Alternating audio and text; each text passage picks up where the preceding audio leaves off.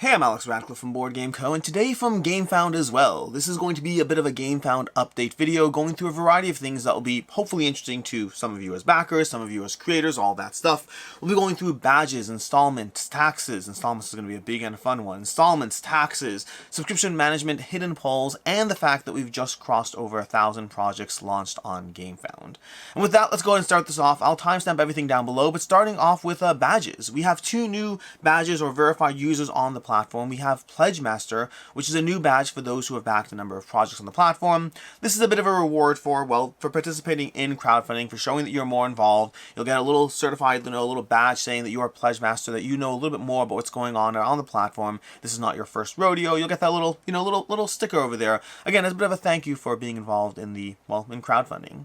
Additionally, we're going to have verified users too. Verified users is going to help you determine that, that Jesse from Cracklope that you think you're talking to is in fact Jesse from Cracklope. Whether it's a content creator, designer, a publisher, whoever it is, you'll get, again, a little bit of a notification that the person you're talking to is someone who in some way has something to do with something. You'll just know that it's that person. Again, it gives that person the visibility that they need to be able to talk with a little bit more understanding, as well as for you to understand who it is you might be talking to at any given point. Sometimes it'll help you because it might be the creator of the game. Other times it's just fun to know that, that content creator is in the comments there with you.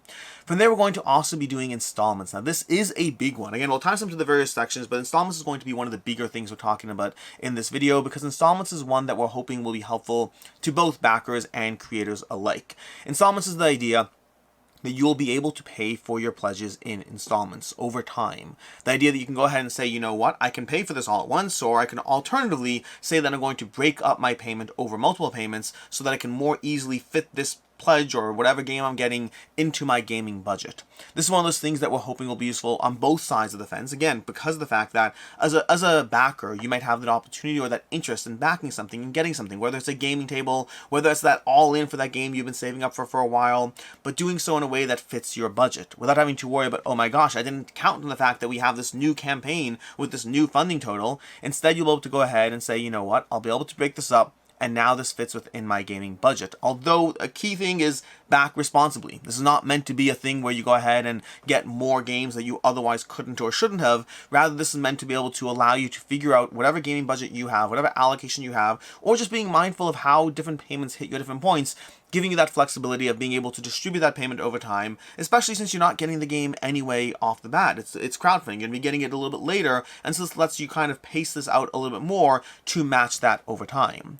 On the creator side, it helps for the same kind of idea, the same kind of reasons. The idea that this gives backers who may not have been able to get that thing because it was too much to be able to do in one shot, it gives those backers the opportunity to get that thing. Especially the very nature of crowdfunding sometimes does mean that some things are very, very cool, but sometimes they're expensive. That gaming table could be ridiculously expensive, so could that all-in on that deluxified game, and this allows people to sit there and figure out a way that makes it work within their budget. So it gives backers that flexibility, it lets creators get a few people who might have otherwise passed on it because it was too much all at once. We're hoping installments will be a big thing on the platform. This is something we saw with Creative Game Studios. Creative Game Studios a while ago, when they ran their Chronicles Drunagar game, they did run a kind of semi-installment kind of thing on the side, and they got like $400,000 of additional funding of people who thought it was worthwhile to spread out that higher cost over a time period.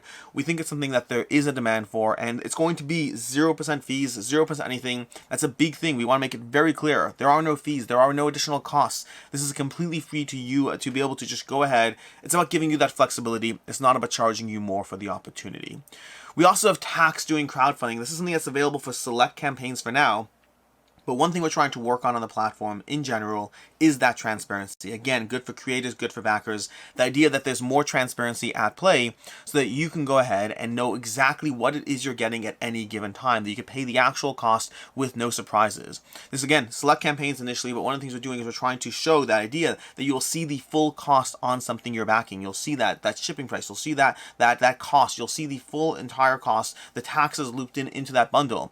You won't be sitting there backing something and then being surprised when the tax price down the road is something else, you will see that up front. It gives you, again, that full transparency. It also has additional tools built in, things like being able to handle state taxes or other taxes. And if you're a creator, it's worth knowing that when Gamefound handles tax for you, it fully handles the tax for you. This is not a thing where we simply charge the tax. Rather, the tax is fully handled, reported, processed, dealt with entirely from start to finish, taking a huge load off your plate. So again, from the creator side, lots of tax handling being going on that really just takes the whole extra element of crowdfunding off your plate. And on the backer side, this is giving you just more, and that's something that's already been in place to a large degree. And on the backer side, there are more features here and more transparency. The goal being to try to make sure everyone knows upfront exactly what it is that something costs. We want you to have the information that you need so that, again, you can back responsibly. We have a few other things, such as subscription management. This is going to be a little quality of life upgrade as we've continued to add tools as far as how you can be informed about the different campaigns, upcoming campaigns, campaigns from your new creators at launch, whatever different tools we have in place to try to make sure you are informed.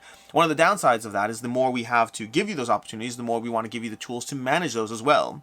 Subscription management is coming to Gamefound in the sense that you're going to be able to have the ability to manage where and when you want to see updates from what creators, what games, what projects, just giving you full control over everything you need. It's one of those things that if you do have a lot of projects backed, there's going to be a lot of information to go through, but you can search easily, you can find what you need easily. Again, the goal being to be able to give you the tools you need to ensure that you're getting the information when you want it, what you want, not more and not less. And then lastly, we have polls with hidden results. This is a backer asked feature that wasn't even on our plate, but this is something that we saw a lot of requests for, and we realized that it made sense, and so we've implemented it. The idea that when you have a poll, the creator has the ability to hide the results of that poll until the actual votes are cast. The reason behind this is because when you have that poll, that newest miniature you want to see in a campaign, whether to get this add-on or that add-on added to the project, when you have those questions, sometimes as a backer looking at the poll, there's a bit of a bias not towards choosing the thing you want, but rather choosing the thing you want that you believe has a chance of actually winning. In other words, polls to a certain degree can kind of favor the thing that currently has a bit of an edge as people sit there, look at it and say, well, I want C, but A and B are currently the ones that are going for it, so I'll just vote for A because, I want to double down on that. It kind of, again, leads people to vote for the thing that's winning as opposed to the thing that they might actually want.